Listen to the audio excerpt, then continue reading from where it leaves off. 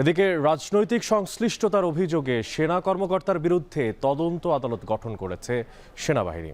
ISPR এর পাঠানো সংবাদ বিজ্ঞপ্তিতে জানানো হয়েছে, সম্প্রতি একটি আইন শৃঙ্খলা রক্ষাকারী বাহিনীর মাধ্যমে বাংলাদেশ সেনাবাহিনীর এক জৈন কর্মকর্তার বিরুদ্ধে রাজনৈতিক সংশ্লিষ্টতা সংক্রান্ত অভিযোগ পাওয়া যায়।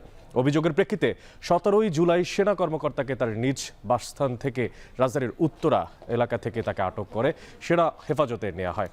ঘটনাটি সুষ্ঠু ও নিরপেক্ষ তদন্তের লক্ষ্যে ইতোমধ্যে তার বিরুদ্ধে একটি তদন্ত আদালত গঠন করা হয়েছে জানিয়েছে আইএসপিআর। প্রাথমিক তদন্তে অভিযোগের সত্যতা পাওয়া গেছে। পূর্ণ তদন্ত শেষে সেনাবাহিনীর প্রচলিত আইন ও বিধি অনুযায়ী যথাযথ শাস্তিমূলক ব্যবস্থা গ্রহণ করা হবে বলে জানানো হয়েছে সংবাদ বিজ্ঞপ্তিতে।